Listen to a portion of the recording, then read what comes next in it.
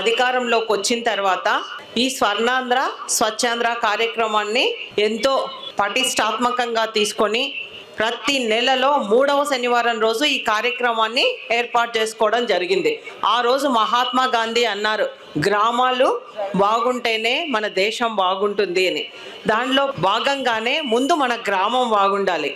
ఈరోజు మనకు యాక్చువల్గా అయితే మన సిఎస్ చీఫ్ సెక్రటరీ గారు ఇక్కడికి వచ్చేది ఉంది.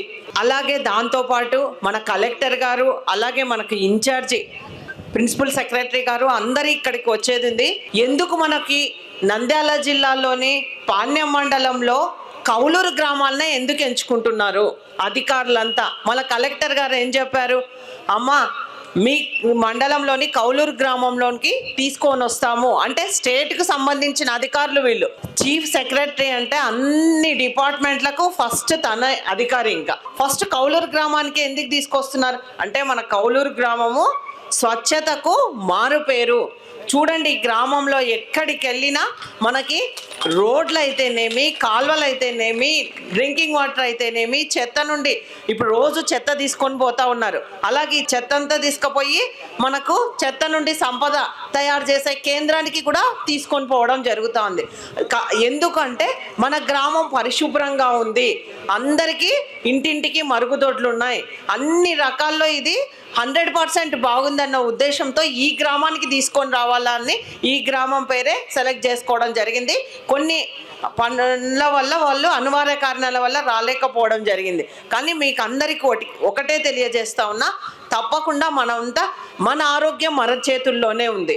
మనము పరిశుభ్రంగా ఉండాలి, మన పరిసరాలను కూడా పరిశుభ్రంగా ఉంచుకోవాలి. ఇందాక మన డిపిఓ గారు ఎన్నో విషయాలు మీకు అన్నీ తెలియజేయడం జరిగింది.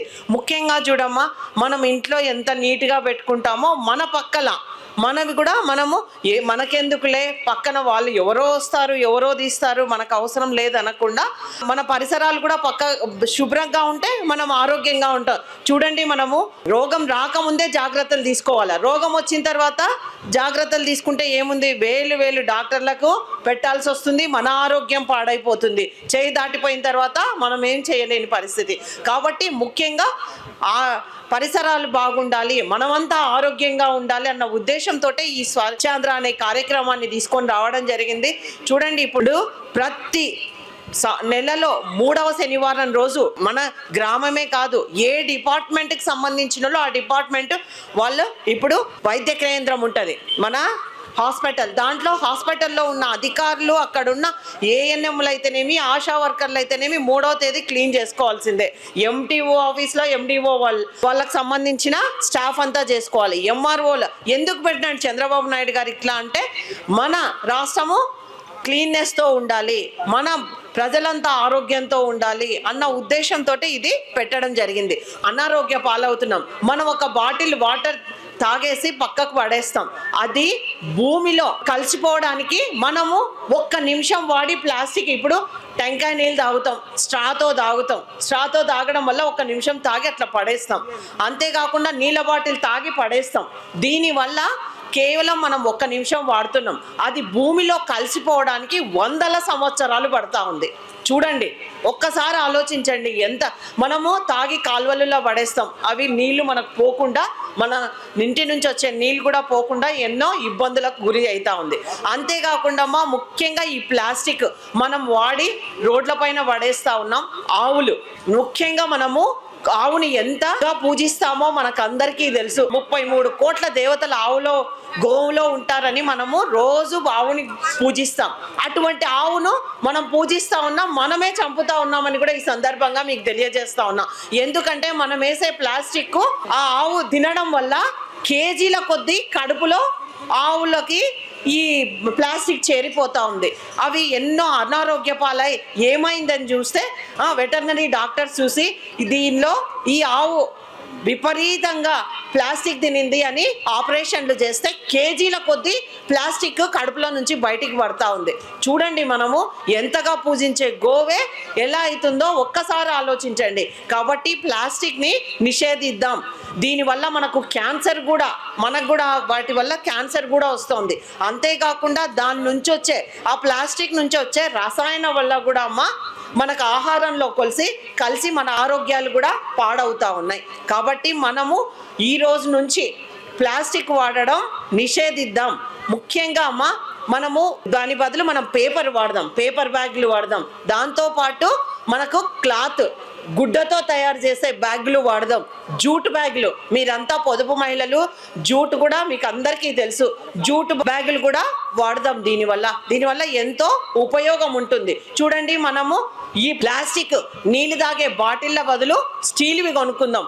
మనకు కొనేటప్పుడు రేటు కావచ్చు, మనకు గుడ్డతో కుట్టిన బ్యాగులైనా జూట్ బ్యాగులైనా ఇవన్నీ మనకు ఖరీదు కావచ్చు, కానీ ఎన్నో రోజులు మన్నికి వస్తుంది. మనము ఇప్పుడు స్టీల్ దాంట్లో మనం వాటర్ తాగుతాం, మనం మళ్ళీ కడుక్కొని మళ్ళీ తాగుతాం. దానివల్ల మన ఆరోగ్యం ఏం పాడు కాదు. కానీ ప్లాస్టిక్వి ఒక్కసారి వాడిన తర్వాత మళ్ళీ దానిలోనే వాడకూడదు. దానివల్ల మనకు క్యాన్సర్ వచ్చే అవకాశం ఉంది. కాబట్టి మీరందరూ అవగాహన చేసుకొని దీనిలను వాడకుండా మనము నివారించాలన్న ఉద్దేశంతో ప్రభుత్వము ఈ రకంగా ఈ రోజు నుంచి ప్లాస్టిక్ నిషేధించాలా అన్న ఉద్దేశంతో ఈ కార్యక్రమాన్ని చేపట్టింది. ముఖ్యంగా చూడమ్మా, మనం ఇంట్లో ఎన్నో రకాలుగా ప్లాస్టిక్ వాడుతూ ఉంటాం. మన నుంచే ఇది స్టార్ట్ కావాలి. మన గౌరవ ముఖ్యమంత్రి గారు ఒకటే చెప్తా ఉన్నారు, మొన్ననే మీకు అందరికీ తెలుసు, మాట్లాడడం కూడా జరిగింది. మహిళా సాధికారత కోసం నేను బాగా మొట్టమొదట నేను పొదుపు తీసుకొచ్చిందే నేను, డ్వాక్రా గ్రూపులను తయారు చేసిందే నేను. వీళ్ళు ఏం చేస్తారని ఆ రోజు నన్ను చాలా అవహేళన చేసినారు. ఈరోజు ఏ కార్యక్రమం చేయాలన్నా పొదుపు మహిళలు లేనిది ఏ కార్యక్రమం కూడా ముందుకెళ్ళదని కూడా చెప్పడం జరుగుతూ ఉంది. ప్రతి ఒక్కరూ వాళ్ళను వినియోగించుకుంటా ఉన్నారు. ఈరోజు 26,000 కోట్లు పొదుపు నిధులు ఉన్నాయంటే చూడండి ఏ స్థాయికి ఎదిగినారో.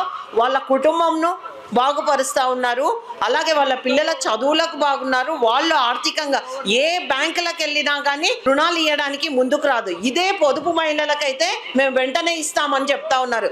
ఎందుకంటే మీరు తీసుకున్న రుణాలను సక్రమంగా చెల్లిస్తున్నందుకే ఇలాగా మీకు బ్యాంకులు కూడా రుణాలు ఇవ్వడానికి ముందుకు వస్తూ ఉన్నాయి. చంద్రబాబు నాయుడు గారు వచ్చిన తర్వాతనే మీకోసం ఆ కట్టెల పొయ్యి వల్ల ఆ పొగంతా మన గొంతులేకి పోతా ఉంది, మన ఊపిరితిత్తులు పాడవుతా ఉన్నాయి అన్న ఉద్దేశంతోనే ఆయన దీపం పథకం తీసుకొని వచ్చి మనకందరికీ గ్యాస్ పొయ్యిలు, గ్యాస్ సిలిండర్లు ఇవ్వడం జరిగింది. చూడండి, ఆ రోజు ఆయన ఇచ్చినదే. చాలా మంది గ్యాస్ సిలిండర్ రేట్ ఎక్కువైందని మళ్ళీ అవి అటకెక్కించి మళ్ళీ పొయ్యిల మీదనే వంట చేస్తూ ఉన్నారు. అందుకే మళ్ళీ ఇప్పుడు ఈ ప్రభుత్వం ఏర్పడిన తర్వాత దీపం పథకం 2 తీసుకొని వచ్చి ఒక్కొక్క కుటుంబానికి సంవత్సరానికి ఉచితంగా 3 గ్యాస్ సిలిండర్లు ఇవ్వడం జరుగుతూ ఉంది. చూడండి అమ్మా, మన కోసమే ఈ పథకం తీసుకొని వచ్చారు. ఇప్పుడు కూడా మీ పిల్లలు బడికి పంపిస్తున్నారన్న ఉద్దేశంతో నెక్స్ట్ మళ్ళీ జూన్కే తల్లికి వందనం కూడా, మీ పిల్లలు బడికి పోవాలి, పిల్లలు బాగా చదువుకోవాలి అని తల్లి పేరిటనే మీ అకౌంట్లోనే ఒక్కొక్క పిల్లలకి, అమ్మాయికి కానీ అబ్బాయికి కానీ 15,000 రూపాయలు అకౌంట్లో వేయడం జరుగుతుంది.